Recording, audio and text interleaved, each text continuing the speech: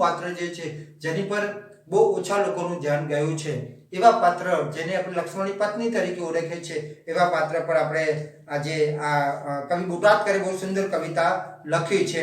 એ પહેલા તમને હું સહેજ આછી પાતળી માહિતી આપી દઉં કે ઘણા લોકોને ખ્યાલ નથી હોતો કે આ ઉર્મિલાનું કેરેક્ટર જે છે કેવી રીતે આવ્યું છે। તો તમને કહી દઉં કે મૂળ હતા દશરથ રાજા। દશરથ રાજા હતા। દશરથ રાજાને છે કૌશલ્યા એમની પત્ની, ત્યારબાદ હતી સુમિત્રા, ત્યારબાદ હતી કૈકેયી। બરાબર, આ એમની ત્રણ પત્ની છે દશરથ રાજાની। કૌશલ્યાથી એમને રામ, કૌશલ્યાથી રામનો જન્મ થયો। ત્યારબાદ સુમિત્રાથી લક્ષ્મણ। આ તમારી માત્ર જાણકારી માટે છે। અને કૈકેયીથી એમને લક્ષ્મણ અને શત્રુઘ્ન પણ આપણે કહી શકીએ। અને ત્યારબાદ છે અહીંયા કૈકેયીથી થયો ભરત। બરાબર, હવે આમની પત્ની આ રામે જેની સાથે લગ્ન કર્યું એને આપણે સીતાજી તરીકે ઓળખીએ છીએ। લક્ષ્મણે જેની સાથે લગ્ન કર્યું તેને આપણે ઉર્મિલા તરીકે ઓળખીએ છીએ। બરાબર, અને શત્રુઘ્ને જેની સાથે લગ્ન કર્યું તેને આપણે શ્રુતકીર્તિ તરીકે ઓળખીએ છીએ। શ્રુતકીર્તિ આ તમારી જાણ માટે છે વિદ્યાર્થી મિત્રો, પરીક્ષામાં પૂછાય તો કઈ તમારે લખવાનું નથી ને પરીક્ષામાં પૂરાવે પૂછાતું નથી। અને ભરતની પત્નીનું નામ છે માંડવી। આજે આપણે જેના વિશે શીખવાના છે એ લક્ષ્મણની પત્ની ઉર્મિલા વિશે શીખવાના છે, યાદ રાખજો। આ તમને માહિતી આપી દીધી કે આ મૂળ તો રામાયણનું એક એવું ઉપેક્ષિત પાત્ર જે છે એ પાત્ર ક્યાં કેવી રીતે આવે છે આપણે જોઈએ તો જોઈએ છે કે દશરથ રાજા હતા, એમની ત્રણ પત્ની કૌશલ્યા, સુમિત્રા અને કૈકેયી। એમાં કૌશલ્યા જે હતી એનો દીકરો રામ અને એની પત્ની સીતા।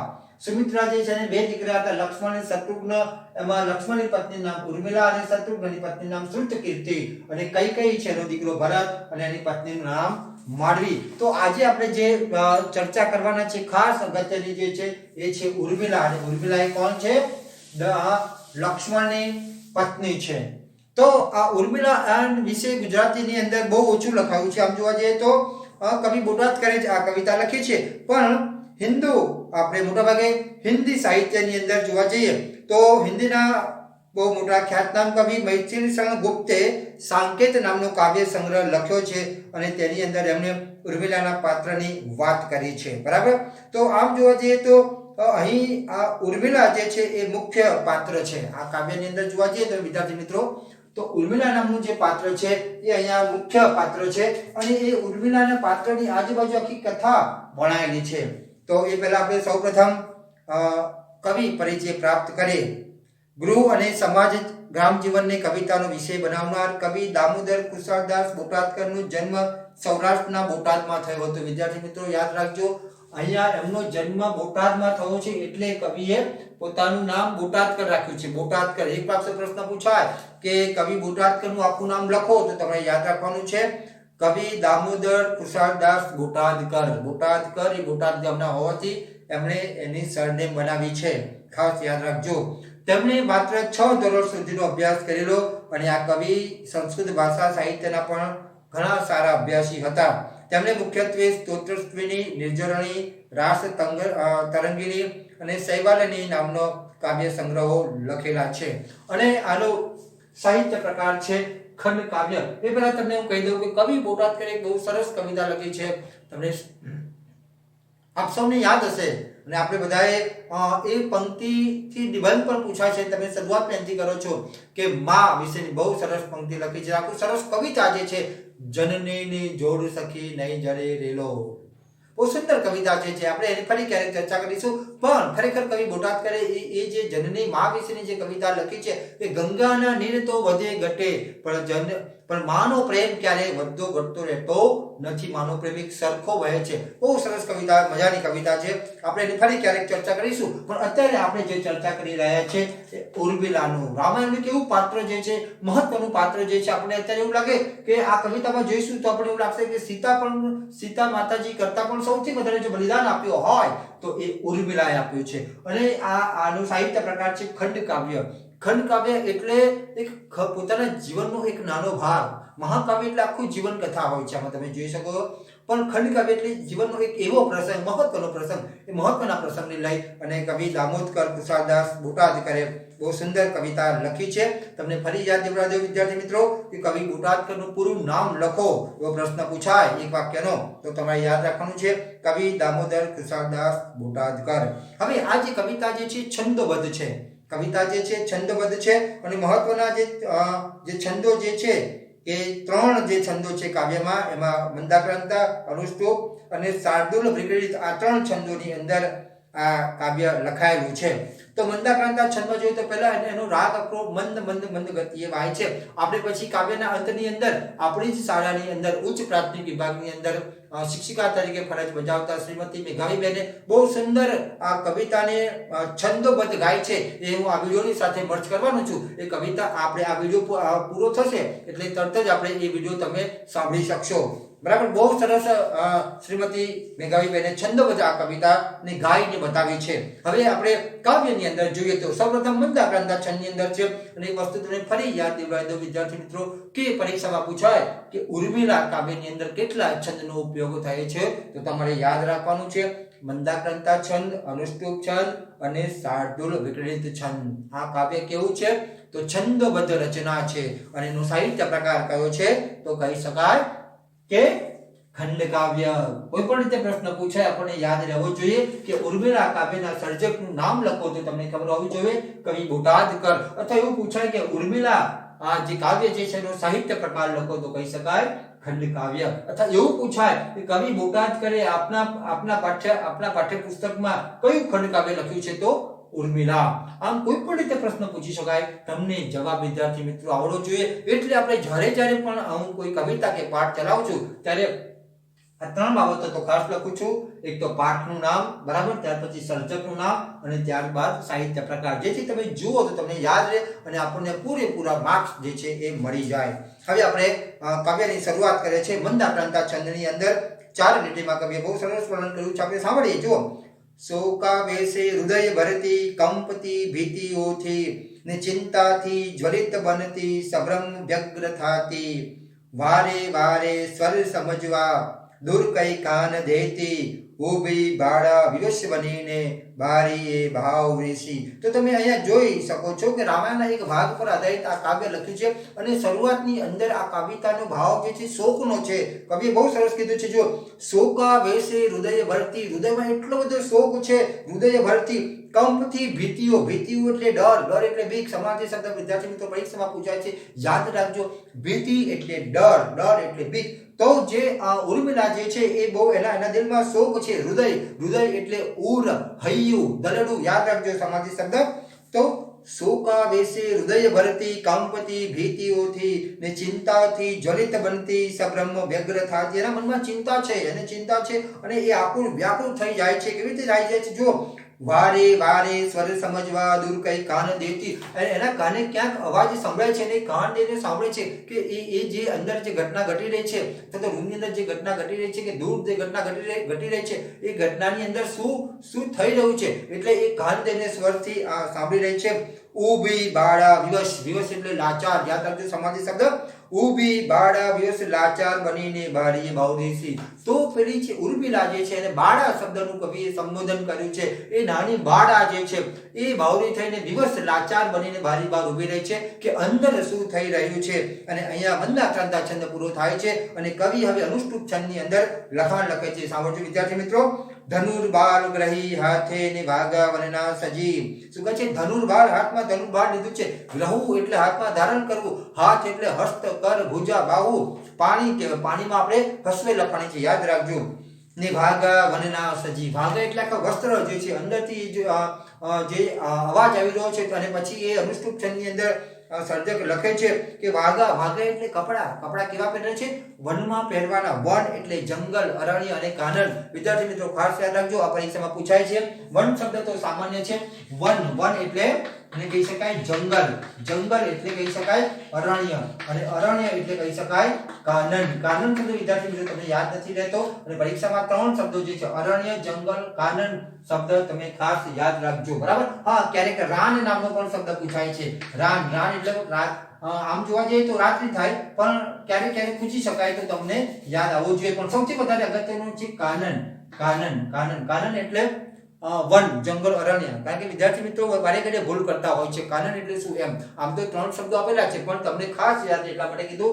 અરણ્ય અને કાનન શબ્દ સહેજ અઘરા લાગે, આ બીજા શબ્દ તો સરળ છે. આપણે આગળ જોઈએ કે ધનુર્બાણ ગ્રહી હાથે. ધનુર્બાણ જે છે હાથમાં ધારણ કર્યું છે, ને ભાગા કપડા કેવા પહેર્યા છે? વનના પહેર્યા છે. દૂરથી આવતો દેખે વાલાને કઈ વેગથી. દૂરથી નાયિકા એટલે કોણ? ઉર્મિલા. ભાલો એટલે સંબોધન કોના માટે પ્રયોજ્યું છે? એક પ્રશ્ન પૂછાય કે ભાલો શબ્દ એ અહીંયા લક્ષ્મણ માટે આ પ્રયોજ્યું છે, અને એની પત્ની જે કે છે દૂરથી જે છે એનો ભાલો આવી રહ્યો છે. અને કેવી રીતે આવી રહ્યો છે? તો એના હાથમાં ધનુષ્ય બાણ છે, અને ભાગા એટલે કપડા એને વનના સજ્યા છે, અને કઈક વેગથી એટલે ઝડપથી લક્ષ્મણ એની પત્ની પાસે આવી રહ્યો છે. ચિરાયુ ચિત્ત ઓચિંતો. બરાબર, ચિરાયુ ચિત્ત એટલે આમ હૃદય આમ ચિરાઈ ગયું, હૃદય ચિરાઈ ગયું છે. ઓચિંતુ વજ્રપાત થયું છે, અને જાણે કે વજ્રપાત આના માથા પર થયો હોય એવું કોને લાગે છે? ઉર્મિલાને લાગે છે. ડડતી સહસા ઉભી સંકષ્ટે ગ્રહી દ્વારને. અને જાણે કે એ પડું થતી હોય અને દ્વારને પકડીને, દ્વાર એટલે દરવાજો, તો એ દરવાજાને પકડીને ઊભી રહી છે. ડડતી સહસા ઉભી સંકટે ગ્રહી દ્વારને. હજારો વર્ષમાં તર્કો અંતરે ઉદ્ભવી રહ્યા. જ્યારે એના વહાલાને એટલે લક્ષ્મણને આવતો જુએ છે ત્યારે એ ક્યાંક હતપ્રત જેવી થઈ જાય છે અને દ્વારને પકડીને ઊભી રહે છે. ત્યારે એના મનની અંદર જુદા તર્કો ઉદ્ભવી રહ્યા છે. તો એ ધૈર્ય ધરી ઊભી સ્વામીની સન્મુખ થવા. અને છતાં પણ આટલી બધી કઠિન પરિસ્થિતિ હોવા છતાં પણ, મનમાં જુદા તર્કો હોવા છતાં પણ એના પતિની સામે ધીરજથી ઊભી રહી છે. એ અગત્યનું છે. શું કહે છે? ધૈર્યથી ઊભી સન્મુખ થવા. આગળ જોઈએ. કૃતાપરાધ સો આવી ઉભો દિન મુખે પતિ. બરાબર, જાણે કે એનો પતિએ ક્યાંક મોટો ગુનો કર્યો હોય અને એવો દીન ભાવે. દીન એટલે ગરીબ. અહીંયા દીન શબ્દ છે વિદ્યાર્થી મિત્રો, ખાસ યાદ રાખજો. દીન એટલે ગરીબ, ગરીબ એટલે નિર્ધન. યાદ રાખજો, નિર્ધન એટલે કંગાલ. બરાબર, તો અહીંયા જે દીન શબ્દ જે છે પરીક્ષામાં પૂછાય તો તમારે ખાસ યાદ રાખવાનું છે. એનો જે પતિ જે છે દીન ભાવે દયાના ચહેરે આવીને અહીંયા ઊભો રહ્યો છે. કે છે શું કે છે? કૃતાપરાધ સો આવી ઉભો દિન મુખે પતિ. સંબોધી સ્નેહના શબ્દો વધે ધીમે વિવેકથી. અને એ ધીમેથી વિવેકથી સંબોધન કરે છે, વિવેક સાથે સંબોધન કરે છે. અને આગળ કાવ્ય લંબાય છે ત્યાં કવિ નવો છંદ બદલે છે. એનું નામ છે શાર્દુલ વિક્રીડિત. વહાલી જાય રઘુપતિ વન વિશે સીતા જતા સંગમાં. તેના સેવન કાજ સંગ વસવા મારે જવું સર્વથા. એ ધીમેથી પ્રેમથી સંબોધન કરે છે. તમે જોઈ શકો છો કે પાઠ્યપુસ્તકમાં વાલી શબ્દની આગળ 2 અવતરણ ચિહ્ન મૂકેલા છે, અને અવતરણ ચિહ્ન છેક 8 પંક્તિ પછી પૂર્ણ થાય છે. આપણે જોઈએ, વાંચું છું, તમે બધા ધ્યાનથી સાંભળજો. વહાલી જાય રઘુપતિ વન વિશે સીતા જતા સંગમાં. તેના સેવન કાજ સંગ વસવા મારે જવું સર્વથા. વેઠે એ વનવાસના વિકટહા કષ્ટો શરીરે અતિ. ને હું મહેલ વિશે વસુ સુખ થકી એ યોગ્ય ભાષે નહીં. આવ્યો સંમતિ યાચવા તુજ ધણી ધર્મ કાર્યો પ્રિય. માની યોગ્ય વિચાર અંતર તણો દેજે અનુજ્ઞા મને.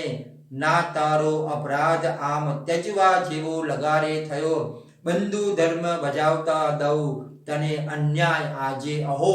તો અહીંયા લક્ષ્મણને પણ ખબર તો છે, એટલે લક્ષ્મણ પોતાના ઉદ્ગારો કાઢે છે, પણ શરૂઆતમાં એની પત્નીનું સંબોધન બહુ સરસ કરે છે. વહાલી જાય રઘુપતિ વન વિશે. શું કહે છે? રઘુપતિ. એ રઘુપતિ શબ્દ કોના માટે પ્રયોજ્યો છે? તો શ્રી રામ માટે પ્રયોજવામાં આવ્યો છે. કે છે વહાલી રઘુપતિ વનમાં જાય છે, અને એમની સાથે સીતા મૈયા પણ એમની સાથે જઈ રહ્યા છે. તેના સેવન કાજ સંગ વસવા મારે જવું સર્વથા. તો મારા મોટા ભાઈ અને ભાભી જ્યારે વનમાં જઈ રહ્યા છે ત્યારે મારે એમની સેવા કરવા માટે એમની સાથે જવું જોઈએ. બેઠે એ વનવાસના વિકટહા. એ વનવાસ બેઠે છે, કષ્ટો શરીરે અતિ. બરાબર, એ વનવાસમાં જાય છે, શરીરે આટલા બધા કષ્ટો વેઠવાના છે. શરીર શબ્દ પરીક્ષામાં પૂછાય તો શરીર એટલે તન, કાયા, વપુ શબ્દ યાદ રાખજો. ને હું મહેલ વિશે વસુ સુખ થકી યોગ્ય ભાષે નહીં. મારા મોટા ભાઈ અને ભાભી જ્યારે વનમાં જાય છે અને હું અહીંયા મહેલમાં રહી અને આ સુખ ભોગવું એ મને યોગ્ય લાગતું નથી. હું તને સંમતિ યાચવા આવ્યો છું, આવ્યો સંમતિ યાચવા તુજે તને ધર્મ પ્રિય કાર્ય, હું તને સંમતિ માંગવા માટે આવ્યો છું. એવું નથી કહેતો લક્ષ્મણ કે ચાલો મને રજા આપી દે, કોઈ ગુસ્સાથી પણ નથી કહેતો, એ માત્ર વિવેકથી અને પ્રેમથી સંબોધન કરે છે, પ્રેમથી કહે છે અને કહે છે હું તારી સંમતિ માંગવા માટે આવ્યો છું આ ધર્મ કાર્યની અંદર પ્રિય. માની યોગ્ય વિચાર અંતર તણો દેજી અનુજ્ઞામણીને, તું કહે છે તારા મનમાં પૂરેપૂરો વિચાર કરી લેજે અને ત્યારબાદ જ તું મને આજ્ઞા આપજે.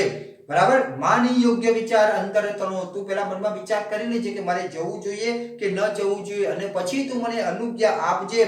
ના તારો અપરાધ આમ તજવા જેવો લગાડે, ખરેખર તારો અપરાધ કશો જ નથી, મારે તને છોડવાની ઈચ્છા પણ નથી. ના તારો અપરાધ આમ તજવા જેવો લગાડે, તને છોડ્યો તો તને હું છોડી શકું એવો કોઈ મોટો અપરાધ નથી કર્યો, પણ કેમ જાઉં છું? તો એનો જવાબ છે, પ્રશ્ન પૂછાય પરીક્ષામાં કે શા માટે લક્ષ્મણ જે છે એ શ્રી રામ જોડે બનવા જાય છે, તો એનો જવાબ આ પંક્તિમાં છે, બંધુ ધર્મ બજાવતા દઉં, તો બંધુનો ધર્મ, ભાઈનો ધર્મ બજાવવા માટે એ ત્યાં એની સાથે જાય છે. બંધુ ધર્મ બજાવતા દઉં તને અન્યાય આજે અહો. બરાબર, તો કે છે હું મારા ભાઈનો ધર્મ બજાવવા માટે જાઉં છું અને મને લાગે છે હું ખરેખર તને અન્યાય કરી રહ્યો છું. વિદ્યાર્થી મિત્રો, હું તમને ખાસ બીજી એક આ વાત કરી લઉં કે હવે જ્યારે લક્ષ્મણ જે છે એ શ્રી રામ અને સીતાની સાથે વનમાં જવાનું નક્કી જ કરી લીધું છે અને એ ઉર્મિલાની સાથે અનુજ્ઞા લેવા માટે, આજ્ઞા લેવા માટે આવ્યો છે, ત્યારે એ લક્ષ્મણને પણ ખબર છે કે ત્યાં શું કહે છે કે તારો કશો જ અપરાધ નથી અને આજે મને મનમાં એવું લાગે છે કે હું તને અન્યાય કરી રહ્યો છું. લક્ષ્મણને પણ ખબર છે કે એ પોતે ઉર્મિલાને અન્યાય કરી રહ્યો છે. તો વિદ્યાર્થી મિત્રો, આ જે ઉર્મિલાનું રામાયણમાં એવું પાત્ર જે છે, જે પાત્ર એટલું બધું આમ બહુ લાઈવ નથી થયું, બહુ આપણે એના વિશે બહુ બધું જાણતા નથી, પણ ખરેખર રામાયણની અંદર જોવા જઈએ તો સૌથી દુઃખી પાત્ર, સૌથી વધારે દુઃખ ભોગવતું પાત્ર હોય તો તે છે ઉર્મિલા. આગળ જોઈએ આપણે અનુષ્ટુપ છંદમાં, સ્વપ્ન માય ન સુજેલી માનેલી મનથી નહીં, સાંભળી શોકની વાર્તા ઓચિંતા સર્પદંશી. આ સાંભળી અને ઉર્મિલાના મનમાં શું થયું છે જરા વિચારો તો કરો. ઉર્મિલાના મનની અંદર કેવું મનોમંથન ચાલ્યું હશે એનું વર્ણન કવિ કરે છે કે ઉર્મિલાએ ક્યારે સ્વપ્નમાં પણ નહીં સૂજ્યો હોય કે ખરેખર મારે આ રીતે આવું સાંભળવું પડશે, અને એને જાણે કે એવું થાય છે કે કવિ જે કહે છે કે એને જાણે કે કોઈ સાપ એને દંશ ન આપ્યો હોય.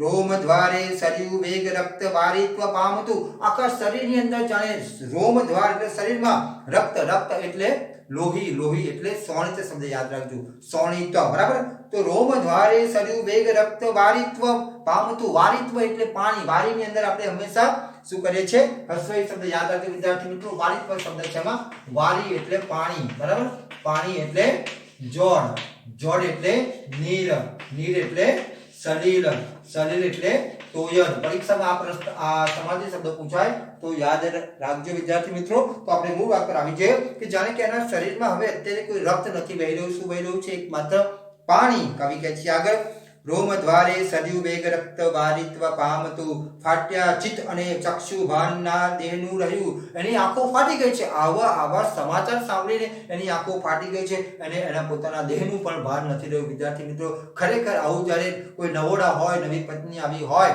અને જ્યારે એને મૂકી અને એનો પતિ એના બંધુ ધર્મ બજાવવા માટે જાય તો સ્વાભાવિક છે કે એ સ્ત્રીના દિલ પર કેવી વીતે એનું વર્ણન કવિએ આ ઉર્મિલા કાવ્યમાં કર્યું છે. કદાચ સીતા તો એના પતિની સાથે છે એટલે સીતા એટલા દુઃખી નથી, સૌથી વધારે દુઃખ ભોગ્યું હોય જો રામાયણની અંદર તો તે છે ઉર્મિલાએ. એટલે કે છે કે ફાટ્યા ચિત્ત, એનું ચિત્ત ફાટી ગયું અને ચક્ષુ પણ આની આંખો ફાટી ગઈ, ભાન ના રહ્યું દેહનું, એને પોતાના દેહનું ભાન રહ્યું નથી. કાષ્ટની પુત્રી જેવી ઊભી સ્તબ્ધ બની રહી અને જાણે કે કોઈ લાકડાની પુત્રી ન હોય એમ ઉર્મિલા ત્યાં ચૂપચાપ ઊભી રહે છે, એક પણ શબ્દ ઉચ્ચારતી નથી. વૃત્તિઓ સર્વ વાલીને વિલોકી મુખ વાંચતી, અને બધી જ પ્રકારની વૃત્તિઓ જે છે ત્યાં મૂકી દે છે અને વાલાની વિલોકી મુખ વાંચતી, અને એના પતિનું મુખ, એનો પતિ એટલે કોણ? લક્ષ્મણનું મુખ પરની રેખાઓ જે છે, લક્ષ્મણના મુખ પરના જે ભાવ છે એ ભાવ વાંચવા માટે પ્રયત્ન કરે છે. આર્તનાદ ન કંઈક કીધો, એના દિલમાંથી એક આર્તનાદ સંભળાય છે, આર્તનાદ ન કંઈક કીધો ના ચેષ્ટા સ્નેહની કશી. એના દિલમાં કશો પ્રકારનો ભાવ નથી, એને કોઈ પ્રકારનો સ્નેહ નથી, કોઈ પ્રકારની ચેષ્ટા નથી. તૂટતા આભને ઝીલી લેવાની શક્તિ એ ઉરે. જાણે કે આકાશમાંથી આખું આભ ન તૂટી પડ્યું હોય એના માટે તો આભ તૂટી પડ્યું કહેવાય ને વિદ્યાર્થી મિત્રો. કારણ કે એનો પતિ જે છે એને મૂકીને 14 વર્ષ સુધી વનવાસ જવાનો છે, જ્યાં સુધી રામ ઘરે નહીં આવે 14 વર્ષ સુધી, ત્યાં સુધી એમની સાથે રહેવાનો છે. એટલે એના માટે તો આભ ફાટ્યા જેવું દુઃખ છે એમ કહી શકાય. કે કવિ કહે છે તે આર્તનાદ ન કઈક કીધો ના ચેષ્ટા સ્નેહની કસી, સ્નેહ શૌર્ય ધરી ઉભી આપાદ ભાર ઉઠાવતી. જુઓ એના મનની અંદર કેવા પ્રકારની લાગણી થઈ હશે એનું વર્ણન અહીંયા કવિ કરે છે કે સ્નેહ ગર્વ નથી જેને, સ્નેહ શોક ન એ ધરે, તૂટતા આભને ઝીલી લેવાની શક્તિ એ ઉરે ધરે. જાણે કે આખું દુઃખનું પહાડ એની પર તૂટી પડ્યો હોય છતાં પણ એનું દિલ જે છે એનું જે દિલ છે, હૃદય છે, મજબૂત છે. અને શું કહે છે? હજારો બાણને ઝીલે વીર જેમ વપુ પડે. હજારો બાણ શરીરમાં વાગ્યા પછી શરીર પડી જતું હોય એ ક્રમ ઝીલતી ઊભી વિપદવચ પ્રહારને. શું કહે છે? જાણે કે હજારો બાણ વાગી ગયા પછી જે શરીર પડતું હોય અને છતાં પણ ઊભું રહ્યું હોય, એમ એ જે ઘાવ જે છે શરીર પર પડ્યા હોય, ઝીલતું શરીર ઊભું રહ્યું હોય ટેકો દોને, એવું અત્યારે થઈ ગયું છે વિદ્યાર્થી મિત્રો. ખરેખર બહુ સાચી વાત છે. ઉર્મિલાના માથા પર તો જાણે કે દુઃખના ડુંગર અથવા તો માથે દુઃખનું આભ ફાટી પડ્યું છે એમ કહી શકાય. કારણ કે એને તો હજુ સુધી કોઈ એના પોતાના સપના પૂરા નથી થયા અને આજે એનો પતિ લક્ષ્મણ એના ભાઈ બાપની સેવા કરવા માટે વનમાં જાય છે તો સ્વાભાવિક છે કઈ પત્ની એને રજા આપે. પણ અહીંયા ઉર્મિલાનું કેરેક્ટર છે જુદા પ્રકારમાં છે. ઉર્મિલા એક પણ શબ્દ વિરુદ્ધમાં ઉચ્ચારતી નથી અને રજા આપી દે છે. આગળ આપણે જોઈએ શું કહે છે કે હજારો બાણને ઝીલે વીર જેમ વપુ પડે, એ ક્રમે ઝીલતી ઊભી વિપદવચ પ્રહારને, રૌપ્ય ઘંટા અહો વાગી ઉગડ્યું મુખ આચરે, સ્નેહના સૂત્ર સા શબ્દો મંદ મંદ સરી પડે. શું કહે છે? અને જાણે કે એના મુખમાંથી એનું મુખ ઉગડે છે અને જ્યારે એ બોલે છે શબ્દ ત્યારે પણ કેવા શબ્દ બોલે છે? પ્રેમના શબ્દ બોલે છે, સ્નેહના શબ્દ બોલે છે. આ શબ્દો મંદ મંદ સરી પડે છે અને જ્યારે બોલે છે ત્યારે ધીમે ધીમે શબ્દો જે સરી પડે છે. સાંભળજો, સર્જકે અહીંયા છંદ બદલ્યો છે અને શાર્દૂલ છંદ ઉપયોગ કર્યો છે. અને જે ત્યાર પછીનું જે વાક્ય જે ઉર્મિલાના મુખે મુકાયું છે એ શબ્દો તમે ખાસ સાંભળજો વિદ્યાર્થી મિત્રો. શું કહે છે? વહાલા ધર્મ વિચારીને અનુજનું ઈચ્છો અરણ્યે જવા, સી રીતે અવરોધ થાય મુજથી સત્કાર્ય સેવતા. એક વાક્ય પ્રશ્ન પૂછી શકાય અહીંયા કે ઉર્મિલા જે છે એનો પતિ જ્યારે રજા લેવા માટે આવે છે ત્યારે પછી એ શું કહે છે ઉર્મિલા? તો કહે છે હે વહાલા, હજુ પણ એનો પતિ એને મૂકીને જાય છે તો પણ ઉર્મિલાને એના પત્ની પ્રત્યે અર્થાત લક્ષ્મણ પ્રત્યે એટલો સ્નેહ છે, એટલા માટે તો વહાલા સંબોધન કરે છે અને કહે છે ધર્મ વિચારીને અનુજનો ઈચ્છો અરણ્ય જેવા. ખરેખર તમે તો ધર્મિષ્ઠ માણસ છો, તમે તો ધર્મને લીધે તમારા ભાઈની સાથે જાવ છો.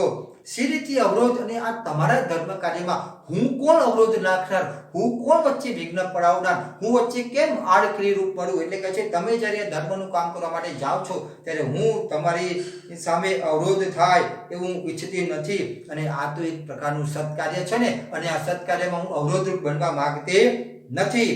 ઉકેલ્યું દુઃખ આપદા હૃદયનું તેમાં ન વૃદ્ધિ કરું, કહેવાનું કાંઈ ઉદ્ભવે ઉર વિશે તોય કશું ના કહું. ખરેખર જે મારા મનમાં દુઃખ છે પણ એ દુઃખ હું તમને આપવા નથી માંગતી, કારણ કે તમને તમારું દુઃખ પણ વૃદ્ધિ પામે એવું નથી ઈચ્છતી. જો આ છે સાચો પ્રેમ, આ છે ઉર્મિલાનો એના પતિ અર્થાત લક્ષ્મણ પ્રત્યેનો સાચો પ્રેમ. શું કહે છે?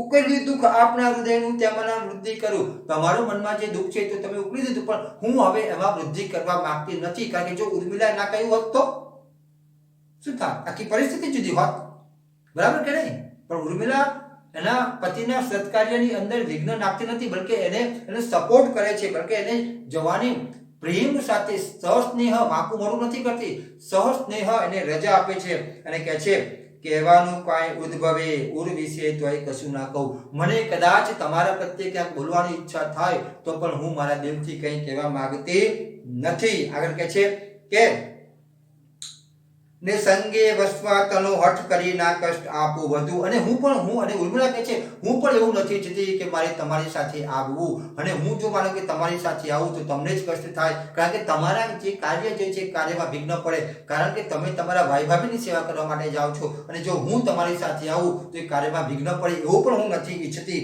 એટલે કવિએ બહુ સરસ શબ્દ વાપર્યા છે. શું કહે છે? ને સંગે વસવા તનો હઠ કરી ના કષ્ટ આપું વધુ. હું તમને તમારી સાથે આવીને તમને વધુ કષ્ટ આપવા માટે માંગતી નથી. આ છે ઉર્મિલાની મહાનતા. આ છે ઉર્મિલાનું આ સમાજને કારણે જ આ જે બલિદાન આપ્યું છે એને કારણે જ રામાયણની અંદર તમે જુઓ તો સૌથી વધારે દુઃખ ભોગવનાર પાત્ર અને સૌથી મહાન પાત્ર જો આપણે કહી શકીએ તો તે છે ઉર્મિલાનું. ઉર્મિલા આગળ કે છે શું કે છે કે ચિંતા ભાર વધારો તમ શિરે એ યોગ્ય હું ના ગણું. જો ઉર્મિલા પણ કેટલી નમ્રતાથી પ્રેમથી અને કહે છે કે હું તમારા માથા પર વધુ ચિંતાનો ભાર થાય એવું ઈચ્છતી નથી. ચિંતા અંતરની દઈ દઈ તને સંગી થવા ઈચ્છવું, એથી ઉત્તમ વિપ્રયોગ સહીને હા ચિત્ત ચિરાવવું. શું કહે છે? હું તમારી સાથે આવું તમને ચિંતા થાય એના કરતા તો બહેતર છે હું અહીંયા જ રહું, તમે ત્યાં તમારા ભાઈ ભાભીની સેવા કરવા માટે જાઓ, અને વિપ્રયોગ હું તમારા વિયોગની અંદર અહીં રહું એ જ મારા માટે ઉત્તમ છે. ચિત્ત ચિરાવવું, અને અહીં રહીને જ હું મારું ચિત્ત ચિરાવવા માટે માંગુ છું, કારણ કે જો હું તમારી સાથે આવું તો મને સ્વાભાવિક છે કે તમે તમારા ભાઈ ભાભીની સેવામાં તમને વિઘ્ન પડે, સ્વાભાવિક છે ને, તમે મારી સાથે રહો એટલે વિઘ્ન પડે. એના કરતા બહેતર છે હું અહીંયા જ રહીશ અને હું અહીંયા મારું દુઃખ ભોગવીશ. એક પણ શબ્દ એના પતિની વિરુદ્ધમાં ઉર્મિલા ઉચ્ચારતી નથી. આગળ કવિએ અહીંયા અનુષ્ટુપ છંદ બદલ્યો છે અને લખ્યું છે ધન્ય ધન્ય તને દેવી અનેરી કોઈ ઉર્મિલે. બરાબર, પરીક્ષામાં પૂછાય, પ્રશ્ન પૂછાય, યાદ રાખજો. ફરી આ પંક્તિ વાંચું છું. આખી પંક્તિ કવિએ અવતરણ ચિહ્નમાં મૂકી છે, એટલા માટે તમને અગત્યનું કહું છું, સાંભળજો. ધન્ય ધન્ય તને દેવી અનેરી કોઈ ઉર્મિલે. પરીક્ષામાં પ્રશ્ન પૂછાય કે આ પંક્તિ કોણ બોલે છે અને કોને કહે છે, તો આ પંક્તિ બોલે છે લક્ષ્મણ બોલે છે. અને કોને કહે છે? ઉર્મિલાને કહે છે. અને કેવું છે?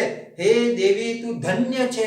ધન્ય ધન્ય શબ્દ અહીંયા કવિએ 2 વખત મૂક્યો છે, એટલે લક્ષ્મણના દિલમાં પણ એની પત્ની ઉર્મિલા પ્રત્યે એટલું જ ઉચ્ચ સ્થાન છે, એટલું જ મહાન સ્થાન છે. એટલા માટે તો ડબલ વખત શબ્દ મૂક્યો છે, ધન્ય ધન્ય તને દેવી અનેરી કોઈ ઉર્મિલે. જો ઉર્મિલે શબ્દ પ્રયોગ કર્યો છે, ધર્મ સંકટ સ્નેહનું તું થકી સમજી ખરેખર મારા મનમાં એક ધર્મ સંકટ હતું. લક્ષ્મણ કહે છે કે મને એક ધર્મ સંકટ હતું, કદાચ મને ઉર્મિલા જવાની ના પાડી દે તો મારા માટે મોટું ધર્મ સંકટ હતું, પણ કહે છે કે તું મારું ધર્મ સંકટ જે છે સમજી શકે અને તે મને પ્રેમથી વિદાય કર્યો. તું મને પ્રેમથી વિદાય આપવાની છે, તું મને પ્રેમથી મારા ભાઈ ભાભીની સેવા કરવા માટે તું મને સંમતિ આપી, એ જ તે મારું ધર્મ સંકટ હરી લીધું છે. હજારો કષ્ટ હૈયાના ને ચિંતાની પરંપરા સહી લેવા તણી સહેજે તૈયારી તે કરી. આહા, ખરેખર લક્ષ્મણને પણ પોતાને ખબર છે કે હું જ્યારે મારા ભાઈ ભાભી રામ સીતા સાથે જાઉં છું ત્યારે હું એટલો કષ્ટ નથી ભોગવાનો, અહીંયા ઉર્મિલાને પણ કષ્ટ ભોગવવાનું છે.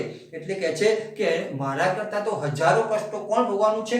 ઉર્મિલા ભોગવવાની છે. એટલે અહીંયા શબ્દ પ્રયોગ કર્યો છે હજારો કષ્ટ હૈયાના એટલે દિલના કષ્ટોની વાત કરી છે. ને ચિંતાની પરંપરા, અને ચિંતાઓ તો ઘણી બધી રહેવાની છે.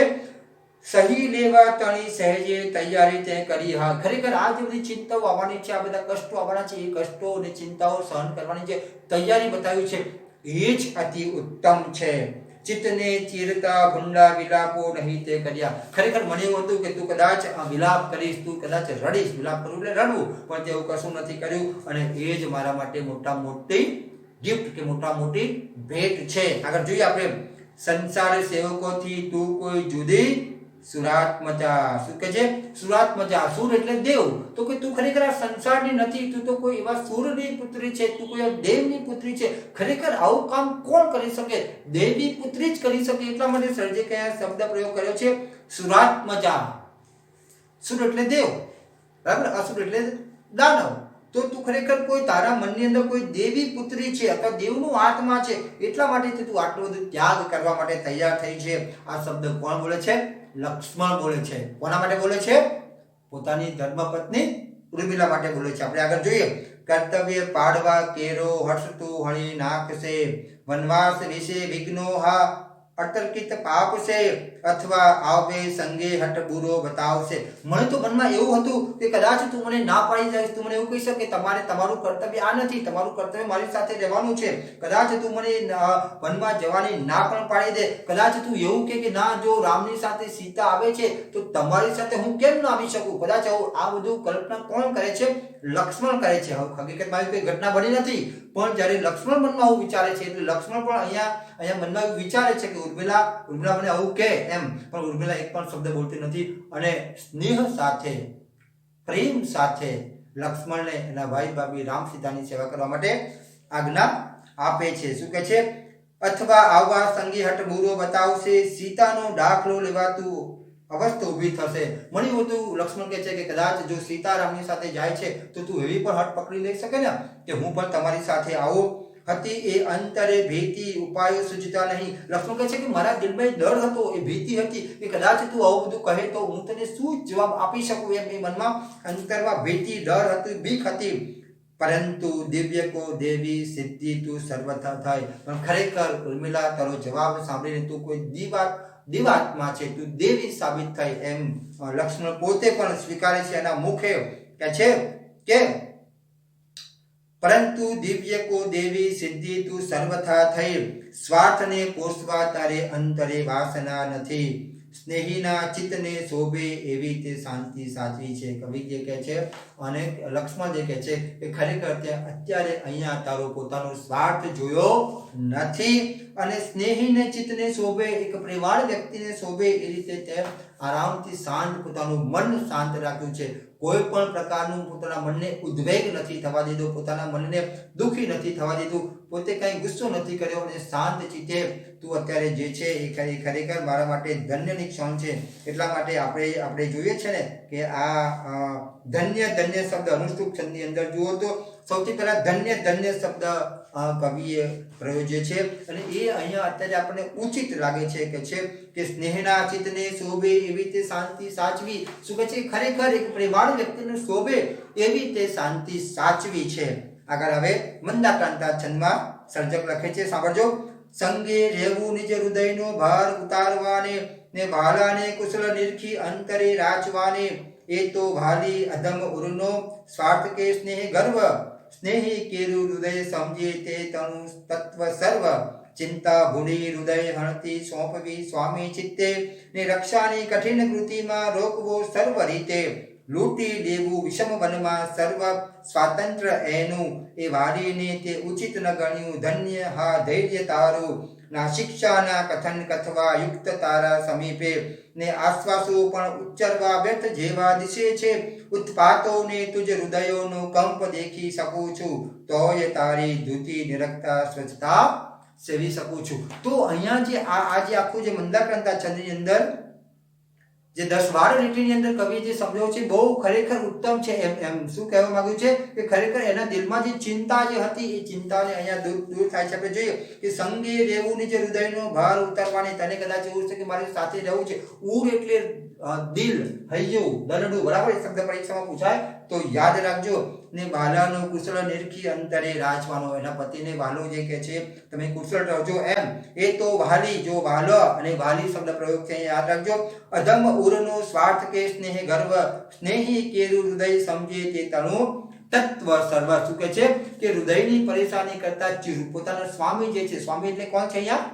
લક્ષ્મણ. સ્વામી એટલે કોણ છે અહીંયા? લક્ષ્મણ. તો હૃદયને પરેશાન કરતી ખોટી ચિંતાની અંદર ચિંતા શોધવી એના કરતા તો તું યોગ્ય ગણ્યું ધન્ય હા તારી ધીરજને. ખરેખર બહુ મોટી ધીરજધારી છે, એ બહુ ઉત્તમ છે. સ્નેહી કેરું હૃદય સમજુ તે તણુ તત્વ સર્વ, ચિંતા ભંડી હૃદય હણતી સોંપવી ચિત્ત સ્વામીને. ખરેખર તે જે કઈ મારી પાસે જે કઈ ચિંતા હતી એ બધી ચિંતા રીતે ઓછી કરી દીધી છે. લૂંટી લેવું વિષમ વનમાં સર્વ સ્વાતંત્ર એનું, પણ એ પહેલા આપણે જોઈએ કે ને રક્ષવા કઠિન કૃતિમાં રોકવો સર્વ રીતે, લૂંટી લેવું વિષમ વનમાં સર્વ સ્વાતંત્ર એનું, એ વાલી તે ઉચિત ન ગણ્યું ધન્ય હા ધૈર્ય તારું. ખરેખર તારી ધીરજ બહુ ઉત્તમ છે. તે મારા દિલમાં જે પરેશાની હતી એ પરેશાની તે ઓછી કરી દીધી છે અને એ તારી ધીરજને ખરેખર હું ધન્ય ગણું છું. આગળ આપણે જોઈએ શું કહે છે? ના શિક્ષાના કથન કથવા યુક્ત તારા સમીપે ને આશ્વાસો પણ ઉચ્ચરવા વ્યર્થ જેવા દિશે છે. તારી પાસે શિખામણ કહેવા માટે કોઈ શબ્દો પણ મને જડતા નથી. આશ્વાસનના શબ્દો પણ મારે ઉચ્ચારવા જે છે એ વ્યર્થ છે. હું તમને આશ્વાસન આપવા માટે યોગ્ય નથી. ઉત્પાતોને તુજ હૃદયનો કંપ દેખી શકું છું, તોય તારી ધોતી નિરખતા સ્વચ્છતા શીખી સ્વાસ્થ્ય સેવી શકી છું. કવિ જે કહે છે કે લક્ષ્મણ જે કહે છે કવિના માધ્યમથી એ ખરેખર તું બહુ ધીરજવાન છે અને તારા મનની અંદર જે ઉત્પાતો જે છે, જે વલોપાત જે છે એ હું અત્યારે જોઈ શકું છું અને તે જે ધીરજ રાખી છે એ ખરેખર મહાન છે, અતિ ઉત્તમ જે છે. તો પણ તારી ધીરજ તું અત્યારે સ્વસ્થ રહી છું એના સિવાયથી ઉત્તમ બીજું એક પણ નથી. ઉત્પાતોને તુજ હૃદયનો કંપ દેખી શકું છું. તારા હૃદયમાં જે કંપનો જે છે, તારા હૃદયમાં જે પ્રશ્નો ઉદ્ભવે છે હું બધા જોઈ શકું છું. તોય તારી ધૃતીય નિરખતા સ્વાસ્થ્ય સેવી શકું છું. છતાં પણ તારા મુખ ઉપર જે કાંતિ જે છે, તારા મુખ ઉપર જે તેજ જે છે, તારા મુખ ઉપર જે તે બીજાને ખુશ રાખવાની ભાવના જે છે, તારા મુખ ઉપર જે છે એના મુખ ઉપર તેજ કેમ છે? કારણ કે સૌથી વધારે દુઃખ વેઠ્યું છે અને એના પતિને એક પણ શબ્દ કહ્યા વગર રજા આપી દીધી. એટલે તારા મુખ ઉપર જે તેજ રેખા છે એ તેજ રેખા જોઈને ખરેખર મને હું સ્વાસ્થ્ય સેવી શકું છું. અને છેલ્લે કવિએ અંતિમ લીટીમાં બહુ સરસ વર્ણન કર્યું છે અને અનુષ્ટુપ છંદમાં છે, સાંભળજો. પતિએ પીઠ કીધીને દૈતા દેખતી રહી, અંતે હાય કહી બાળા મૂર્છિતા ભૂતેલે પડી. અને અંતમાં તમે જુઓ છો તો એનો પતિ જે છે એ આપણે જોયું શરૂઆતની અંદર હાથમાં ધનુષ્ય બાણ લઈ અને વનના વાગા સજી અને એ જાય છે ત્યારે પતિનો જાય છે ત્યારે એની પીઠ તરફ એની પત્ની જોઈ રહે છે અને અંતે હાય કહીને જે એ બાળા જે છે મૂર્છિત ઢળી પડે છે. અહીંયા જે એનો અંત જે છે બહુ ચોટદાર છે. કારણ કે જ્યાં સુધી લક્ષ્મણ એની સામે હતા, બરાબર, ઉર્મિલાની સામે હતા, ત્યાં સુધી ઉર્મિલા પોતાનું મન મક્કમ રાખે છે, પોતાનું દિલ કઠોર રાખે છે અને પોતાનું શરીર પણ સક્ષમ રાખે છે. પણ જેવા કારણ શું છે કે લક્ષ્મણ પણ જાય છે તો હસતા મુખે વિદાય કરે છે. એમ લક્ષ્મણે પણ મનમાં એવું ન થવું જોઈએ, બરાબર. એટલે લક્ષ્મણ જાય છે, એમની પીઠ દેખાય છે, ત્યારબાદ જ મૂર્છિત થઈને ઉર્મિલા પડી જાય છે. અર્થાત પોતાના પતિને શું કહેવાય કે પોતાના પતિને વિદાય આપતી વખતે પણ એ સક્ષમ રહે છે અને જ્યારે એમની પીઠ દેખાતી બંધ થાય ત્યાર પછી જ એ મૂર્છિત થઈને પડી જાય છે. અહીંયા એ બાબત ખાસ જોવાની છે કે એના પતિને ખુશ રાખવા માટે માગે છે. કયા અર્થમાં? કે હું તમારા વગર પણ જીવી લઈશ. જો કદાચ આપણે કલ્પના કરી લઈએ કે એ આ સમયની અંદર મૂર્છિત લક્ષ્મણની સામે પડી ગઈ હોત તો કદાચ લક્ષ્મણને પણ એટલું દુઃખ થઈ શક્યું હોત ને કે હું આ રીતે મૂકીને ક્યાં જઉં છું એમ. કદાચ એને એવું બની શકે કે જવાનો વિચાર માંડ્યો હોત. આ તો માત્ર કલ્પના છે, હકીકત નથી. પણ અહીંયા જે ઉર્મિલાનું જે પાત્ર છે એટલા માટે મહાન બનતું જાય છે. એક બીજો ગુણ એ પણ છે કે એના પતિને પ્રેમથી વિદાય આપે છે. સાથે સાથે એના દિલમાં દુઃખ છે પણ દુઃખને બહાર નથી આવવા દેતી અને એના પતિના ગયા પછી પોતાનું દુઃખ બહાર આવે છે અને પોતાનું શરીર ઢગલો થઈને પડી જાય છે, મૂર્છિત થઈ જાય છે. તો અહીંયા જે વિદ્યાર્થી મિત્રો આપણે જે કવિતા જે છે ઉર્મિલા અહીંયા આપણે પૂર્ણ કરીએ છીએ ને એના જે ટૂંકા પ્રશ્નોના જવાબ અને વ્યાકરણ જે છે એ આપણે પછીના વિડીયોમાં જોઈશું. અને ખાસ યાદ રાખજો, આ વિડીયો પૂરો થાય એટલે પછી આપણે આપણી શાળાની અંદર ઉચ્ચ પ્રાથમિક વિભાગમાં ફરજ બજાવતા શ્રીમતી મેઘાવીબેન શુક્લના અવાજમાં આપણે છંદબદ્ધ આ કવિતા સાંભળવાના છીએ. એ આ વિડીયોની સાથે હું મર્જ કરતો રહીશ. અને એક વસ્તુ ખાસ યાદ રાખજો, આપણે આ રીતે નવા વિડીયોમાં મળતા રહીશું. અને હવે પછીના વિડીયોની અંદર ખાસ હું પ્રશ્નના જવાબ અને વ્યાકરણના મુદ્દાને લગતી જે ચર્ચા કરવાનો છું. તો તમે મારી આ YouTube ચેનલને શેર કરજો, લાઈક કરજો અને સબસ્ક્રાઇબ કરવાનું ભૂલતા નહીં. ફરી વખત આપણે નવા પાઠ, નવી કવિતા સાથે નવા વિડીયોમાં મળીશું. ત્યાં સુધી આપની રજા લો. આપ સૌનો આભાર. Thank you very much.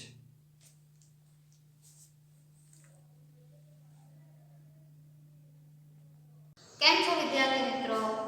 મજામાં છો ને બધા? ચાલો આજે આપણે જોઈએ ગુજરાતીમાં ધોરણ 12 નું કાવ્ય 11 ઉર્મિલા. બરાબર છે. આ કાવ્યમાં તમને લોકોને મંદાક્રાંતના અનુષ્ટુપ અને સાદો વિકૃતિ આ પ્રકારના 3 છંદ આપેલા છે. તો આ ત્રણ છંદ કઈ પ્રકારે ગાઈ શકાય એ હું તમને આજે સમજાવીશ. શરૂઆત કરીએ. પહેલો છંદ છે છંદ મંદાક્રાંતા. શોકાવેશે હૃદય ભરતી કંપતિ ભીતિયોથી નિચિંતાથી જ્વલતી